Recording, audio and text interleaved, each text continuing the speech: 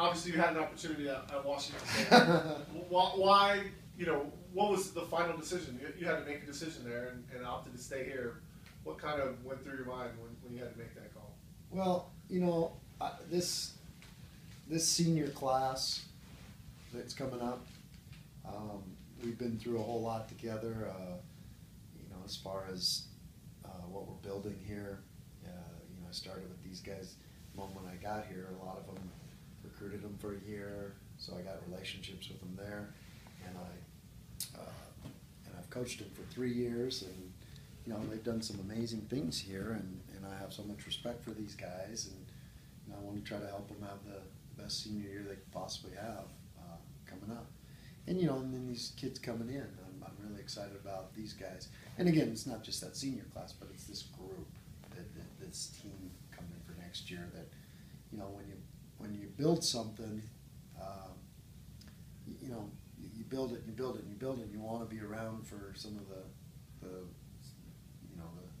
you go through the ups and downs. It's nice to go through some ups with them at the end, and so we love it here. We know we know we're headed in the right direction.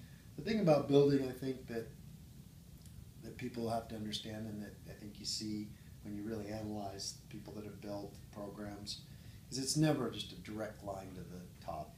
It's going to be zigging and zagging and ups and downs and dealing with the unplanned, but it's a journey, and I feel like our journey's really headed up still. Obviously, it was your home, your home mater. I know it was real tough for you, and without getting into specifics. I know that you left some things on the table. Yeah. How do you look at from that aspect of it, how hard it is? Well, I won't comment about any other job. I'll only comment about my program here, and I think. But with that in mind, like I said, I think we're building something really special here. I think we got a great group coming back. Plus, we're bringing in some kids that that have been maybe the highest level as far as rankings that we've ever that we've been able to be involved with, that we've ever able. I'm saying that poorly, that we could ever have been involved with, and so in school history, these are some of the highest level kids you can get to. That's going to sound really good on the radio.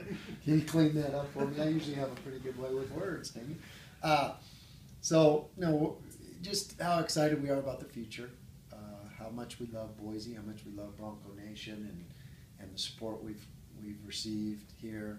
This was, when you raise expectations, people just, that can get out of hand as far as,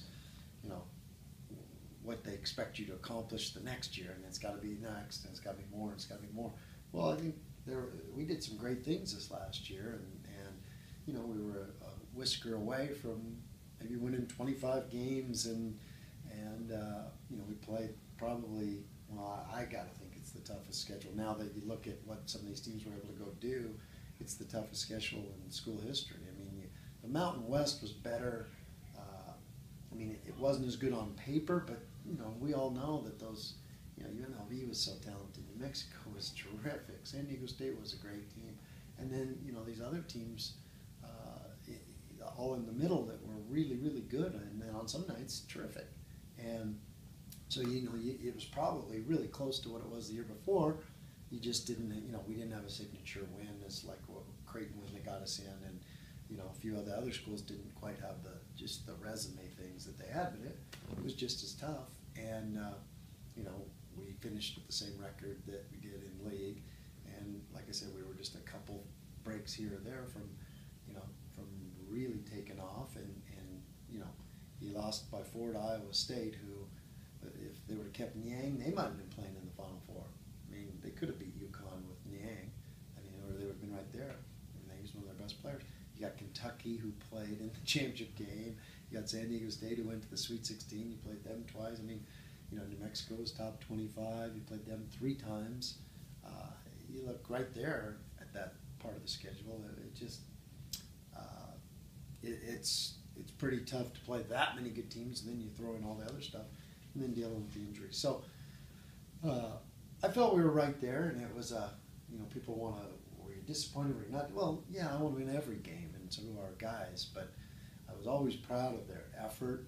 I mean, there was probably one half where I didn't love their effort and love the way they competed, and they just battled. And I felt like those three seniors, they played completely up to their potential, and they played through injuries, and they played through some ups and downs and tough times, and they just got everything out of what they could, and that's what I want for my seniors. And so, but the good thing that it does is it puts a chip maybe firmly on our team's shoulder, and I think that's going to really bode well for next year. So what do you want? What do you want out of next year? Well, yeah, there'll be a lot of goals that we'll have in private. Those are always kind of the private team goals, and we'll sit down together and kind of form those. But I know their personality, and they've always responded, to big challenges, and they've always responded to, a microcosm of that is when we lost to Michigan State. They were so disappointed, and they got their hearts ripped out, and they were just they came back with a chip on their shoulder a week later and beat the number 12 team in the country on the road. And I think that might be kind of what we're going to see with next year's team, is that in their minds they wanted more out of this year. I mean, they gave everything they could to get more, but I think they feel to a man that they could have, each one of them, maybe there's more they could have done. And it's a fine line. If they just do a little more, if they make a free throw here or there, get one more stop here or there, then they're right where they need to be. And so that, I think that's where it begins. How did the process go? I mean, obviously you don't want to talk about other things, but the school release that you got a new deal. Yeah. I mean, how did that process go with Mark, and what did you want to hear from Mark?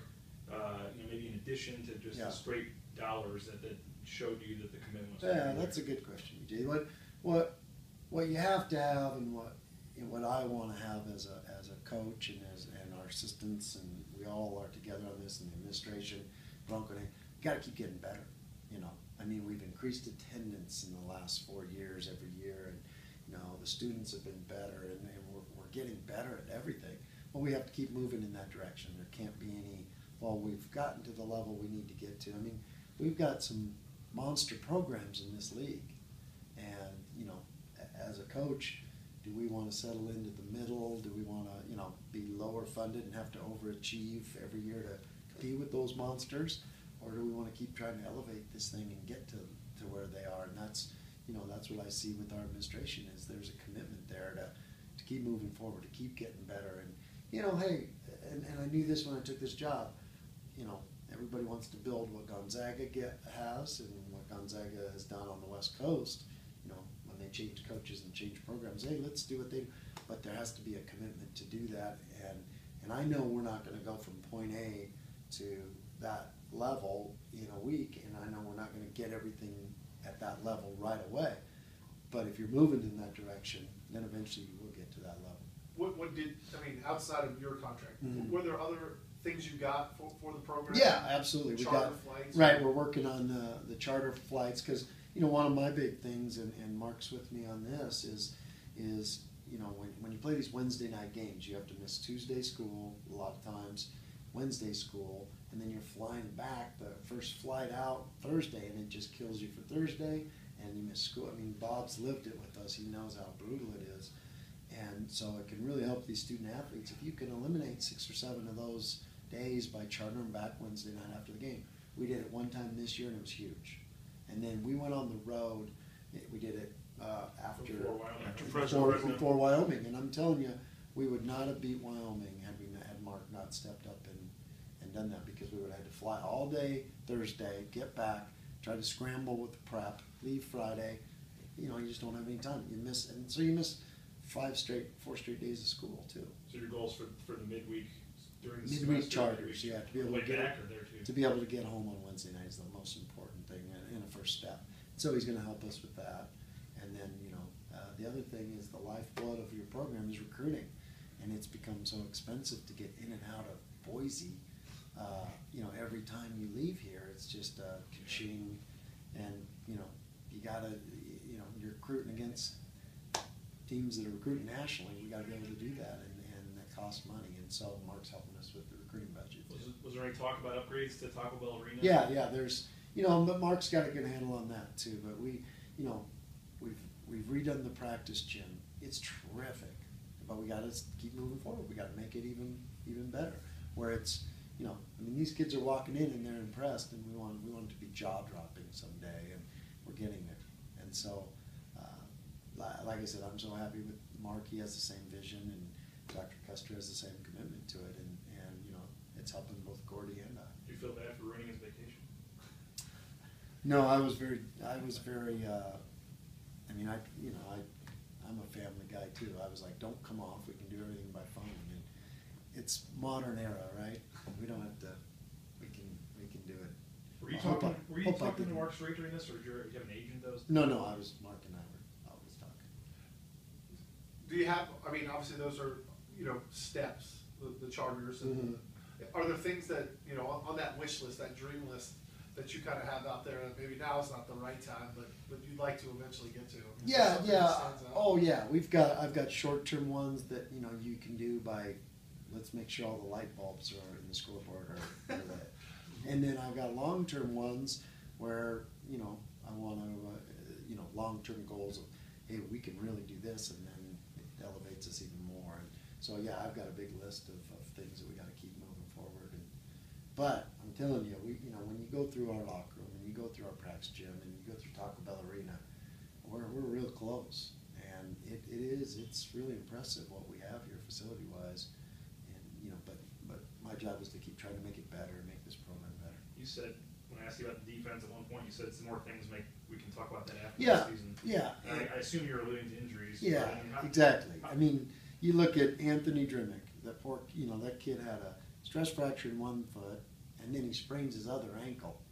And he was in a position where I could have probably driven by him at the end of the year. And it wasn't his fault. He was giving everything he could to the team, but you got two bad feet that you can't run on. Jeff's got a broken back, and so they maybe weren't the most athletic guys to start out with, but they did it on heart and toughness, and now you take away some of their mobility. Now you got two guys out there that they really struggled to move, and God bless them, they were giving everything for the program, but